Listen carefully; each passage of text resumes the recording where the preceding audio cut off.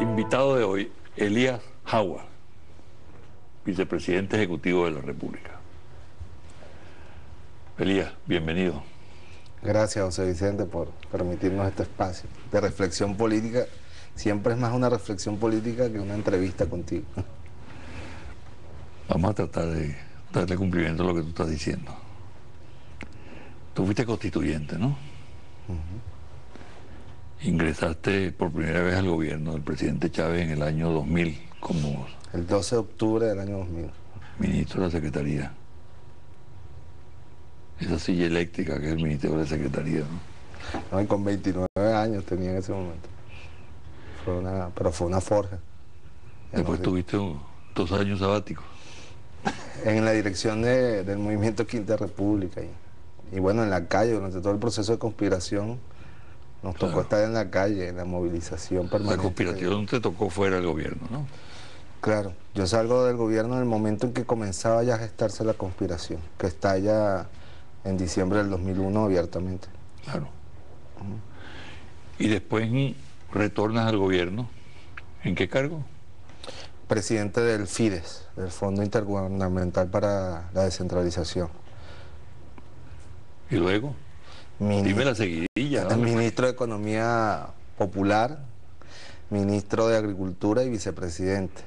Son ya 9 años enganchados, pues, continuamente. Para un hombre joven como tú, que asume tales responsabilidades, ¿no? Y que está integrado orgánicamente al proceso,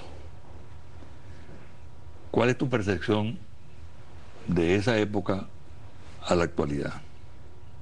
¿Qué cambios se han operado, según tu punto de vista, en el proceso bolivariano, en el gobierno del presidente Chávez? ¿Y qué cambios se han operado en Elías Howard? Bueno, mira, en primer lugar... Aparte de las canas, ¿no? Aparte de las canas. José Vicente, mira, la revolución bolivariana nunca ocultó su propósito y su objetivo central de una transformación radical y profunda de la sociedad. Eso lo ofreció el presidente durante la campaña del 98 y lo cumplió convocando a constituyentes. Obviamente que el desarrollo del proceso nos llevó a que la revolución tomara las características de antiimperialista y luego de una revolución socialista, ¿no? Fue el producto de entender que la transformación de la sociedad no podía hacerse sin confrontar a los factores de poder oligopólicos que se habían enquistado en la economía, en el control de la Fuerza Armada. Eso yo creo que es el gran cambio. Nosotros, y tú debes saberlo, bueno, porque también has sido partícipe de todo este proceso, pensamos que podíamos hacer una transformación sin confrontar los poderes. Y de hecho, la Asamblea Constituyente funcionó con el viejo Congreso al lado, en el hemiciclo del Senado. Allí estaba claramente lo que era nuestra ingenuidad política en ese momento. Y que la derecha se encargó de hacernos madurar con el golpe de Estado del 11 de abril. Ese fue el momento en que se produjo el corte, definitivamente. Por supuesto.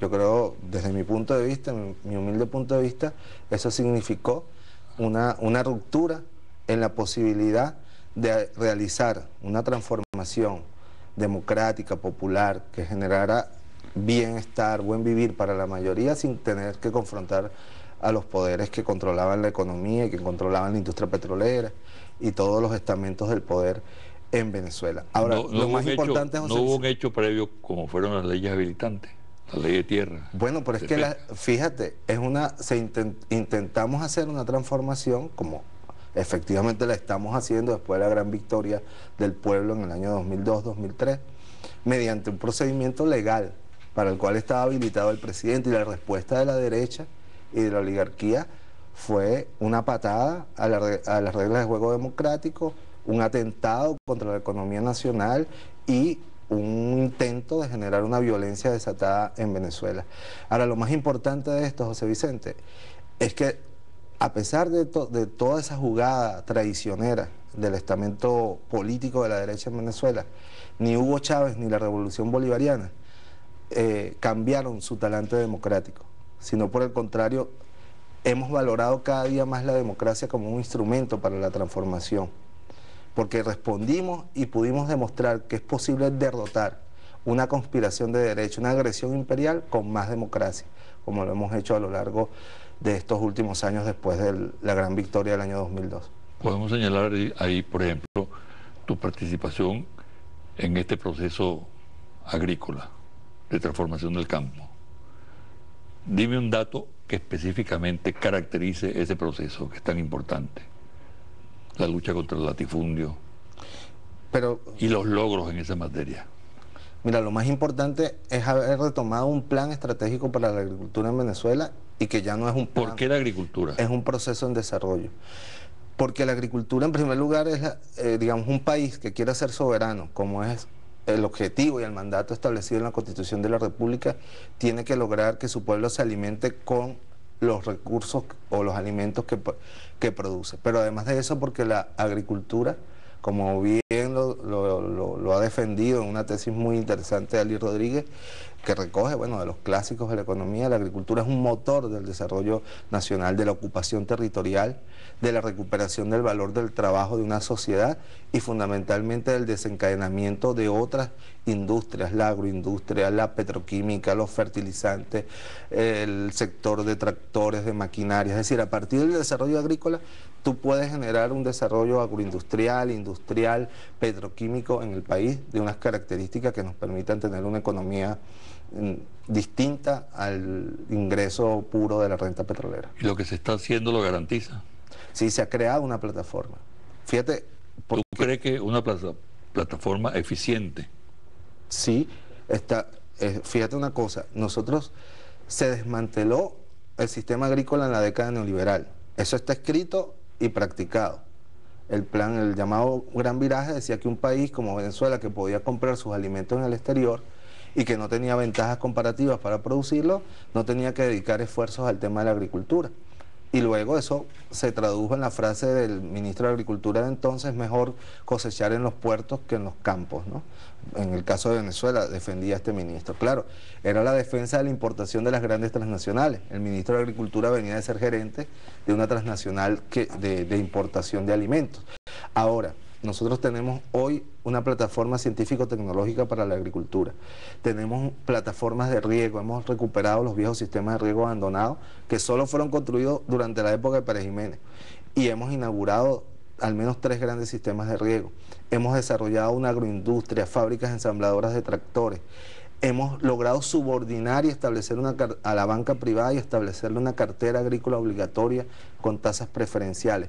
Todas esas son condiciones, ciencia, tecnología, industria, riego, financiamiento, que nos permiten hoy ir creciendo en el autosostenimiento alimentario como lo hemos venido haciendo en los últimos años. ¿Pero se está produciendo más en el campo? Sin duda. ¿Por qué se está exportando tanto entonces? Porque no podemos crecer, porque el atraso estructural de la agricultura que heredamos, no podemos crecer al ritmo de la demanda de la alimentación del pueblo venezolano. Te pongo un dato nada más, José Vicente. Hace 13 años el venezolano promedio consumía 13 kilogramos de carne per cápita al año. Hoy los venezolanos estamos consumiendo 23 kilogramos per cápita de carne. Los venezolanos no alcanzábamos al consumo de leche de 65 litros por habitantes día. El año pasado nosotros culminamos en 110 litros por habitante día al año, de manera que son indicadores de un crecimiento que además se ve reflejado en las tasas de nutrición, de crecimiento, de talla de nuestros niños. Mira, uno de los logros más importantes de la revolución es haber recuperado el derecho a la alimentación para nuestro pueblo. Tú anduviste mucho en barrio, estos días te vi en una cuña de televisión de cuando estabas en campaña con Ali Primera. Tú viste lo que era el hambre en los barrios, los niños famélicos, etcétera. Es muy difícil, todavía lo hay, pero encontrar desnutrición, esa crónica horrible que nosotros vimos en nuestros barrios. Yo creo que eso es uno de los logros más importantes. Ahora, se trata de alcanzar esa brecha entre un consumo creciente, un pueblo que ahora tiene derecho a la alimentación, porque ha incrementado su capacidad adquisitiva, porque el gobierno regula los precios y garantiza el acceso a estos alimentos, porque hay redes de distribución de alimentos, lograr que estos sean producidos en Venezuela. La oposición suele decir que muchas de las fincas expropiadas se paralizan totalmente, han sido abandonadas. ¿Qué respuesta hay a esa afirmación? Bueno, que todas las fincas que nosotros hemos recuperado estaban abandonadas. Y por el contrario, las hemos activado. Las pocas que hemos encontrado activadas y que en general hemos hecho acuerdos amistosos con los dueños, incluso por ejemplo el caso del Cedral en Apure, que hoy es el acto, es una unidad de producción social importante, de propiedad social, está en crecimiento. Pero la mayoría de las fincas, el 90% de las fincas que nosotros hemos recuperado estaban totalmente abandonadas. El caso Florentino, por ejemplo, en Apure, en Barinas. Pero te puedo decir que... ¿Y se han activado ahora? Se han activado y son además punta de lanza en la tecnología y en el desarrollo tecnológico, agroindustrial y agrícola del país. El gobierno acaba de lanzar un plan ambicioso de construcción de vivienda, que es uno de los grandes problemas del país. La misión Vivienda Venezuela. Muy audaz. Luce en el papel. Como todas las apuestas del presidente. Y hay mucho optimismo, mucha esperanza en la gente, ¿no? Ahora, se cuenta con, primero con la gerencia, para gerenciar un plan tan audaz. Luego con los insumos que se requieren. Y luego, en tercer lugar, con el financiamiento. Y esto tiene que ver con la situación del sector financiero del país. No, esos tres aspectos están previstos. Mira, hay gerencia, hay insumos, hay financiamiento. Es que esa es la gran virtud de esta gran misión Vivienda Venezuela.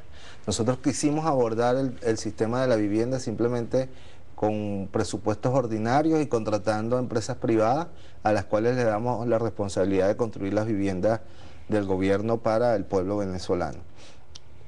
La revisión crítica de las políticas que anteriormente habíamos desarrollado para construir las viviendas para el pueblo llevó a que el presidente asumiera esto como una política de Estado, le diera el carácter de gran misión y precisamente esas variables que tú señalas, más otras, te faltó una, por ejemplo, los terrenos donde construir las viviendas, ¿no? Porque eso es un elemento fundamental, los terrenos con los servicios, con las condiciones para construir las viviendas, el financiamiento que el gobierno tiene, bueno, ha dispuesto 15.000 millones de bolívares, producto del control del ingreso nacional petrolero que tenemos en este momento, uno de los resultados de la gran batalla del año 2001, 2002 y 2003, la recuperación, o no la recuperación, de verdad la auténtica nacionalización y el control por primera vez en la historia de nuestro país del ingreso nacional petrolero y la subordinación de la banca privada a las leyes de la República. Tú viste cómo en el acto de lanzamiento de la misión la banca privada asumió un compromiso de acatar, bueno, los dispositivos en materia de financiamiento que le corresponde a la banca privada. No hay problema en este momento en el sector financiero. No. Bancario. No, absolutamente estamos en una situación después de afrontar las estafas financieras del año pasado, tanto en las casas de bolsa como en el sector financiero. El gobierno y la superintendencia de banca ha tomado un control efectivo del sistema financiero nacional. Había otro aspecto que iba a señalar, la gerencia. Tenemos los equipos. Sí, yo creo que tenemos la infraestructura para avanzar. Otro elemento, al asumirse como política de Estado, ya no solo es un problema del Ministerio de Vivienda, sino se han unificado los mejores equipos de todos los ministerios, de Ciencia y Tecnología, Industrias Intermedias, Industrias Básicas, de Petróleos de Venezuela, del Ministerio de Energía y Petróleo, del Ministerio de Ambiente, del Ministerio de Infraestructura, y se ha creado, bueno, una unidad de mando, que en este caso dirigida por el vicepresidente territorial, el ministro Rafael Ramírez, tiene todo un equipo, primero de decisores políticos, los ministros, además muy competente, el ministro Ricardo Molina, con conocimiento y con planificación del sector, y los equipos técnicos para gerenciar un proceso tan complejo como este. Vamos a hacer una pausa, ¿no? Hemos hablado de un aspecto de la política. Vamos a entrar en otro aspecto de la política. Prácticamente ha comenzado un proceso electoral, de facto, ¿no? Hay candidaturas por montones de la oposición, hay una candidatura del chavismo y se está moviendo el clima electoral. Quiero conocer la opinión del vicepresidente de la República, Elías Aguas, sobre esa experiencia.